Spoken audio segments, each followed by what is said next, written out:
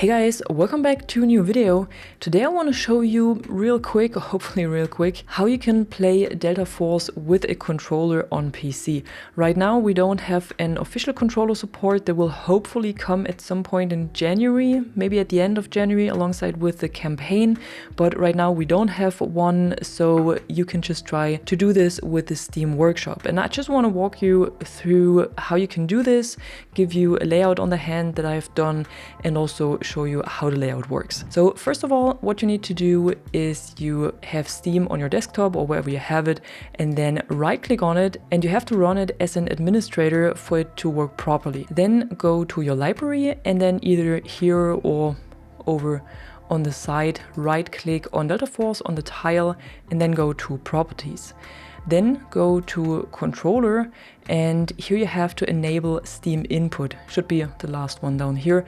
By default, this should not be enabled. Now here you can already see that I'm using a PlayStation controller, so it's already plugged in. You can do the same actually. I tried it out and it didn't make any difference when you plug in the controller, at least not for me. If it should not work for you, what you can do, so as a little workaround, is unplug your controller from the computer, then start Steam as an administrator, then start the game, and then plug in your controller. Like I said, for me it didn't make any difference, but if this is a problem for you, you might have to do this workaround.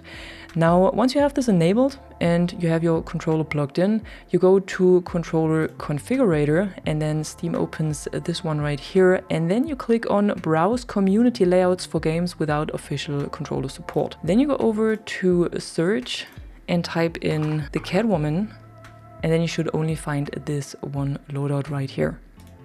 Then click on it, and you will see this loadout overview.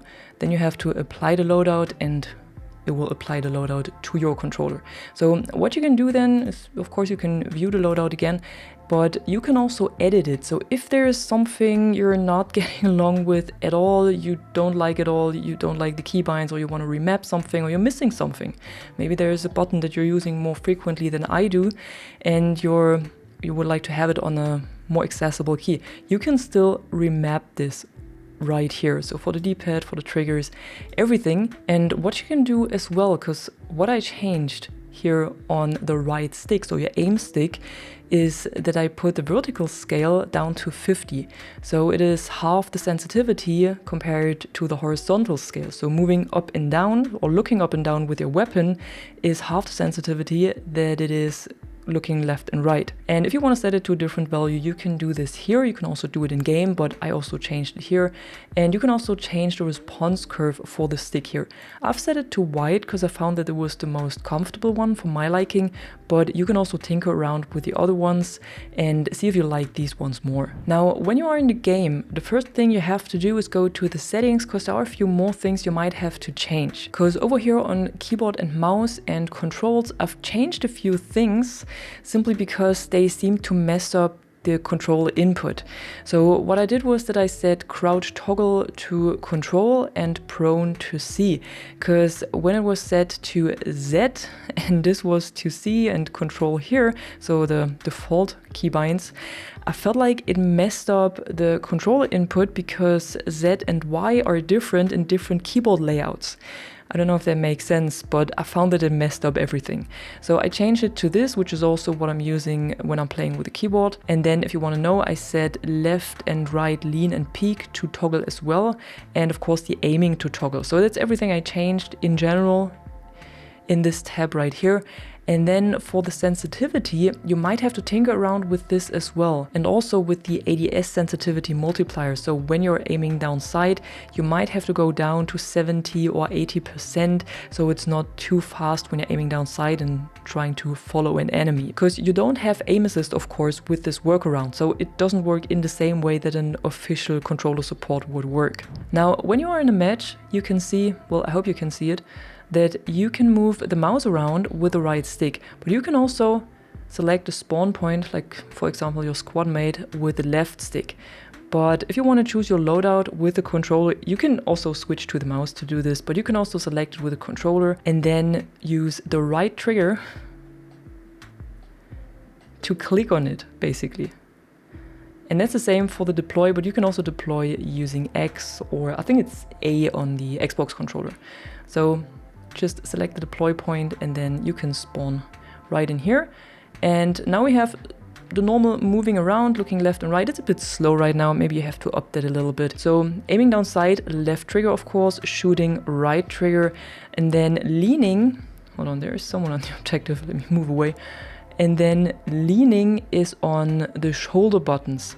So you just toggle them or whatever. If you have set it to hold, you have to hold them. For sprinting, of course, press the left stick. If you double press it, you will go to the tactical sprint. For crouch, you press the right stick.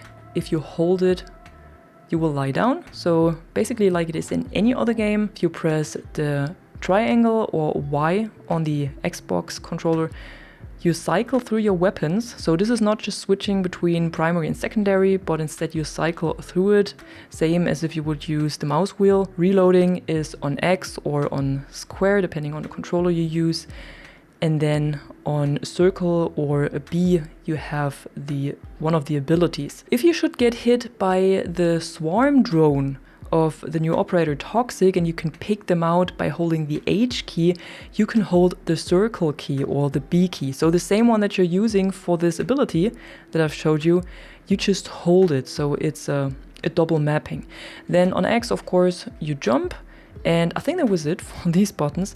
And then we have the D-pad, and there's probably the most of it on the D-pad. So going up, you change the zoom, or you change between the tactical stance and aiming down sights, whatever you have equipped. Then left on the D-pad is X, so it's this ability right here, which would be the exoskeleton for this operator. Then pressing right is your gadget, so for me the stim or whatever you have equipped, can be the grenade launcher or maybe a spawn beacon or whatever the operator has. And then down, D-pad down is the grenade. And what I also have on this one, on the D-pad, it's a double mapping again, is when you have the healing and you hold that button, you bring up the, how is it called, reinforcement wheel. When you press options, you bring up the scoreboard, and over on the other side, the select button, you open up the map. And now when you play with a PlayStation controller, which is unfortunately not possible with the Xbox controller, but the PlayStation controller has this wonderful touchpad, and right side of the touchpad helps you to mark. So I've set spotting on this one, so you can still do that, which I thought would be important. And then on the left side of this, you can change the fire mode. PS4 controller or PS5 controller, doesn't matter. It both has the same effect. Only the Xbox controller doesn't have these buttons, it doesn't have the touchpad. And yeah, then you just have to get used to playing with a controller without actually having an aim assist, which is a bit harder than I had expected, to be honest. I just wanted to help you to find a solution to play Delta Force with a controller if you don't want to play with mouse and keyboard at all, or you're simply a controller player and you can only enjoy the game like this. Maybe this is helpful for you as a workaround, at least until we get official controller support. And yeah, if you enjoyed the video and you thought it was helpful, don't forget to drop a like and subscribe, and I'm gonna see you in the next one. I'm Catwoman and you are awesome.